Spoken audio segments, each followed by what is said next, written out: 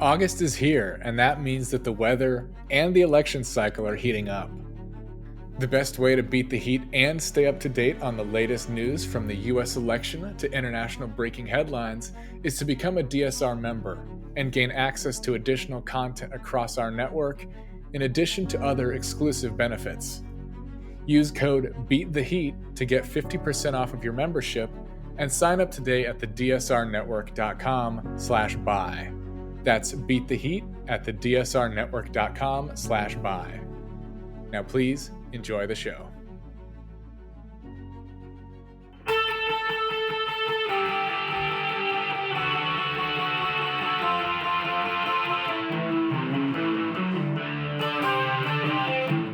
This is the Daily Blast from the New Republic, produced and presented by the DSR Network. I'm your host, Greg Sargent.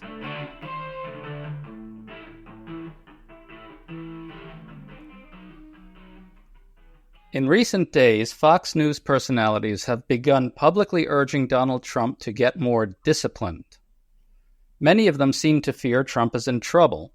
His sleazy racist attacks on Kamala Harris are failing to land and are backfiring by making him look, well, sleazy and racist. What's amusing about this is that Fox itself spent years developing the very same smears of Harris that Trump is now attempting. Now that they're failing, Trump's Fox allies aren't telling him to stop smearing Harris with falsehoods, they're just telling him to adopt a far more civil tone in doing so. Today we're talking about the tortured dance between Trump and right-wing media with Steve Bannon, who writes the blog for The Rachel Maddow Show and has a new book called Ministry of Truth, which argues that the Republican Party's addiction to lying is pushing our system to the breaking point. Great to have you on, Steve. Thanks for having me, Greg. It's great to see you. Okay, so Sean Hannity recently said Trump should stop, quote, talking about nationality or background, and instead should talk about Kamala in her own words. Fox contributor Victor David Hanson said he's worried, and that if Trump doesn't stay on message, he could lose. Other Fox people like Brian Kilmeade have practically begged him to remain disciplined. And Steve, Matt Gertz of Media Matters caught a great one. Jesse Waters praising Trump for supposedly focusing only on policy for some passing moment during his recent press conference, even though NPR documented 162 lies and distortions there. Do you think Trump's Fox allies are panicking right now? Oh, I think there's no doubt that they are. I mean, I think that they're looking at the same polls the rest of us are, and I think they're aware of the same momentum that the rest of us are when it comes to the Harris campaign. And so, I mean, I think on the one hand, we see the Trump campaign panicking. For that matter, we see Trump himself panicking. We look no further than his social media feed to see that with every hour, every day, we see this increasing anxiety on his part as his attacks turn more frantic and more ridiculous. And then, of course, we see his allies in conservative media looking for ways to kind of steer him back towards some kind of safer electoral ground. So put together, we have the obvious fact that on the one hand, we see Trump panicking, and on the other hand, we see his allies panicking. I think the bottom line is the same. They see the race going in the wrong direction for them. I think there's no question about it. One case your book makes is that for the GOP, the lying is really very systematic. Party leaders carefully construct an alternate information universe for the party's base and even for some swing voters, unfortunately.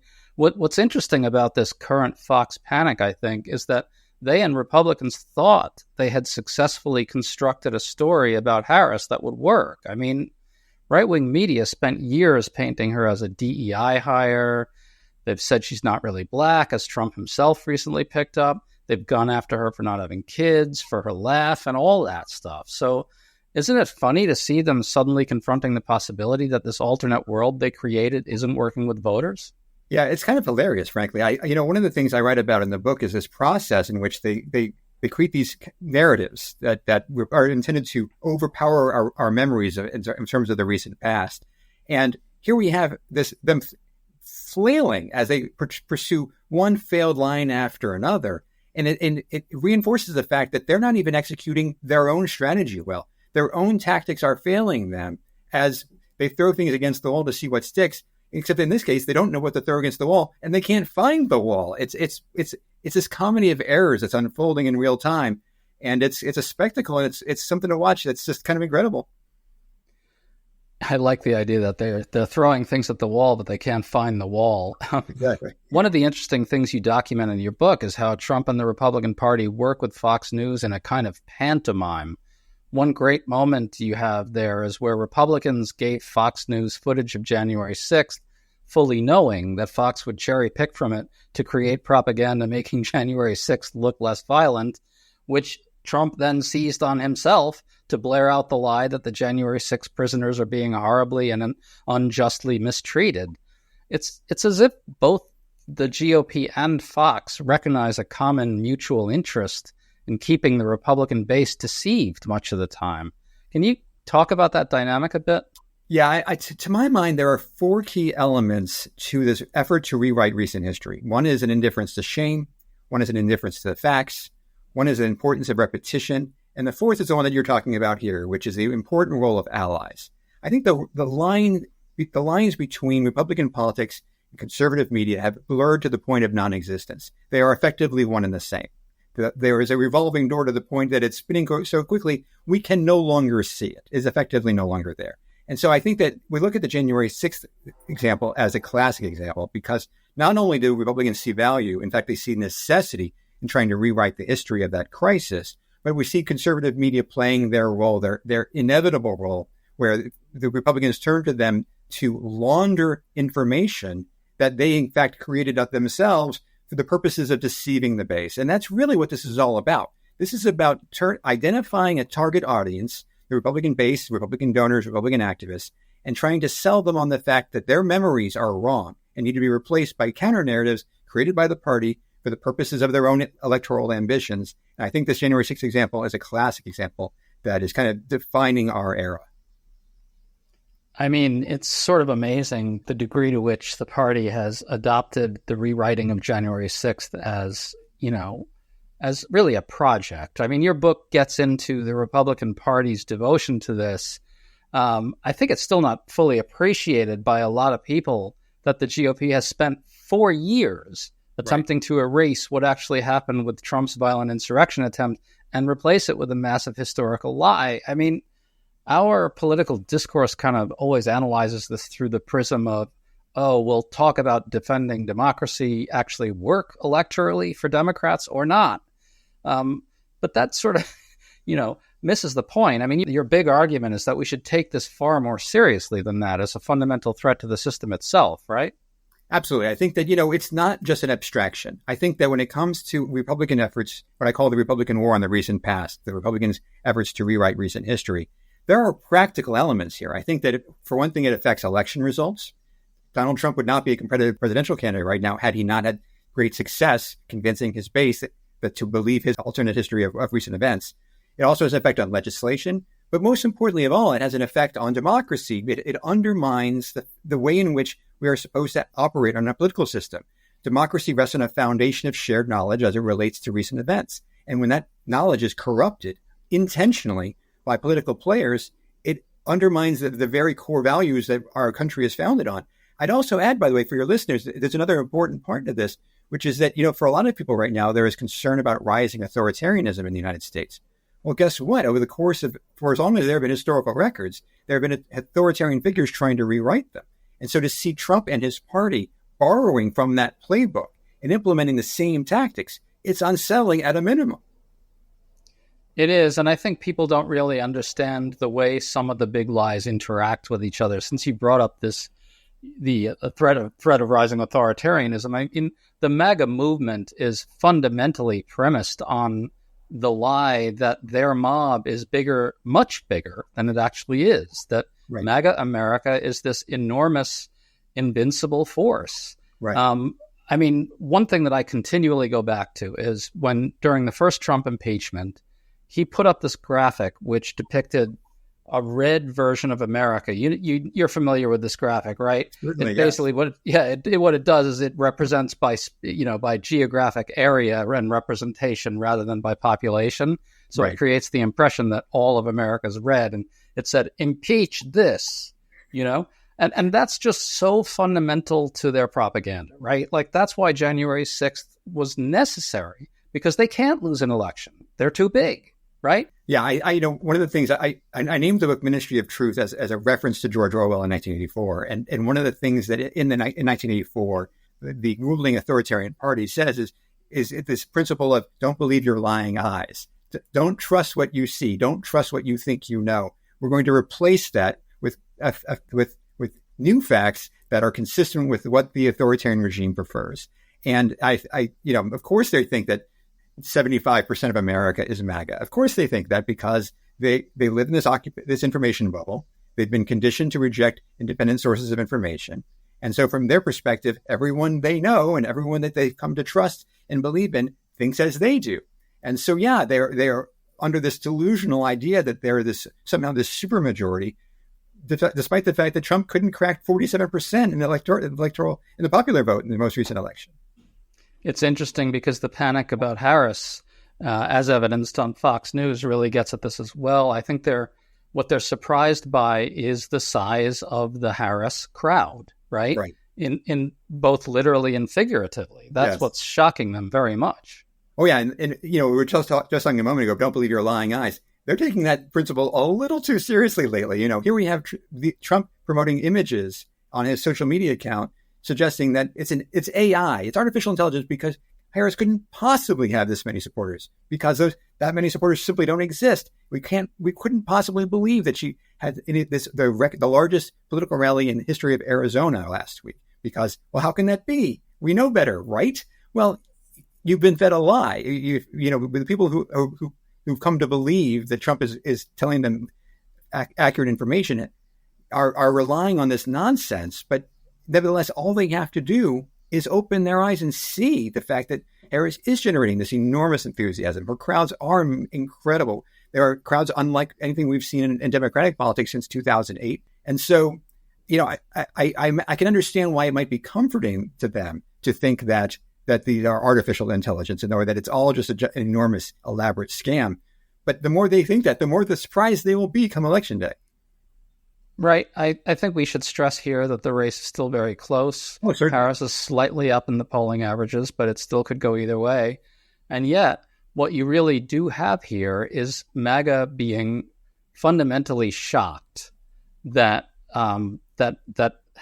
anti-MAGA America is the size that it actually is. I think that's what this is really about. Yeah, I agree with you 100%. I think that as they come to terms with that, or if they come to terms with that, all of a sudden the entire landscape just becomes unrecognizable to them. So, yeah, I think that this is a core point that is unfolding before our eyes right now. Right. And I think President Biden's unpopularity and his age and infirmity, unfortunately, really kind of created this distorted picture of the true nature of anti-MAGA opinion, which I think is really coming to the fore now. And you see the flummoxed Fox figures kind of trying to process that in real time, which is striking. Yeah, I think a lot about what the atmosphere was like in Republican politics in the immediate aftermath of the Republican convention. As the Republican convention was wrapping up, the question wasn't whether they were going to succeed. It was by what margin are they going to succeed? Because they looked across and saw Biden in a position of relative weakness with a low approval rating and struggling in a lot of polls. In fact, there was polling data to suggest that traditional blue states were suddenly looking competitive and purple states were turning red. And so from their perspective, everything was on track to a significant electoral endorsement of their entire world. And then all of a sudden it's not. And that has caused obviously no small amount of panic. Your book makes this very broad case that the Republican Party, particularly under Trump, really believes that lying works. The public does easily forget recent events, which means Republicans can rewrite them. The Republican Party really thinks it succeeded in creating what you call this enormous counter-narrative in the minds of their base. And yet, Steve, at the same time, they lost the last 3 national elections, and now they appear at risk of losing a 4th. But I got to wonder, do Republicans look at all this and say, well, okay, it's still working out pretty well. We control lots of state legislatures and governorships. We've maximized control over the Supreme Court with a stolen Supreme Court seat thrown in. We now control the House. We're pretty close to seizing the Senate again, due in part to malapportionment. So is this working for the GOP or not? That is a great question for which I do not have a great answer. I think from their perspective, we are in an evenly divided nation, and I think many Democratic leaders would say the same thing. I think that every election cycle right now is going to be competitive. I think both party leaders would agree to that too. And so from their perspective, the fact that they are competitive at all is testament to the fact that their campaign against the recent past has been successful, because otherwise, Greg, just to step back for a second, one of the things that makes their efforts necessary is that they would never win another election in a generation if they didn't rewrite some of these events. When it comes to the Trump-Russia scandal, when it comes to Trump's failures to respond to COVID, when it comes to Trump's willingness to deploy insurrectionist mob to his own country's capital, if those stories remained intact and the vast majority of Americans understood them as they exist in terms of reality, well, Republicans would be a laughingstock. They wouldn't be competitive in national elections at all for the foreseeable future. And so they feel the need to rewrite those stories, not just because of their own twisted ideology, because of a practical electoral necessity. They feel like they have no choice, because if they don't, they'll lose. And so to your question, do they see it as a success? I think that they see this as a success because they remain competitive, because they are still able to convince enough people to believe these ridiculous counter narratives to keep them in the race in every election cycle. I think they're willing to take their chances as opposed to leaving reality intact. Also, this is hugely helped along by a massive amount of plutocratic money. Let's True. not forget that. Of course. And those donations continue flowing. So, and the revolving door to lucrative lobbying work is very well greased. So I guess all those things, in a way, are also working for them, right? That's exactly right. Yeah, that revolving door keeps spinning. And yeah, as far as they're concerned, the status quo just doesn't look that bad. Let's close out on Harris. Fox News figures are telling Trump that he's got to back off the ugly smears or lose, but they appear fully committed to Trump continuing with all the other lies he's been telling that are the foundation of his campaign, that the border is open when crossings are actually down, that crime is soaring when it's down from the Trump crime wave of 2020, that climate change is a hoax and the economy is a disaster. And they're fine with Trump continuing to say that January 6th was a just cause, which is also central to his campaign. So where does that leave us? I mean, I think those lies will turn off swing voters, but Fox and Republicans still think the serial lying and construction of an alternate world will work in this election, just not the very ugly stuff, right? Yeah, I think that is their strategy. I mean, it is coming into crystal clear focus with increasing frequency, and that is frustrating. I think that it is a base mobilization strategy, which we have seen before. They believe that even if these lies, as transparent and as brazen as they are, even if they turn off swing voters, mainstream voters, battleground state voters, they believe that if they can gin up enough rage and excitement and fury from their base, that their people will turn out, and that will be enough in the battleground states to tip the scales. I am skeptical of that strategy. I think that there was even an opportunity for them to pursue a different, more constructive, more reality-based pro-democracy strategy, although that's just so out of their nature right now. It is so far removed from their MAGA vision that it was just discarded as ridiculous. But nevertheless, here we are. But I think that is the strategy that we see unfolding right now. And it is unsettling at a minimum, but we will see soon enough whether it was successful. Well, Steve Bannon, thanks so much for coming on with us. Really appreciate it. I appreciate you, Greg. You've been listening to The Daily Blast with me, your host, Greg Sargent. The Daily Blast is a New Republic podcast and is produced by Riley Fessler and the DSR Network.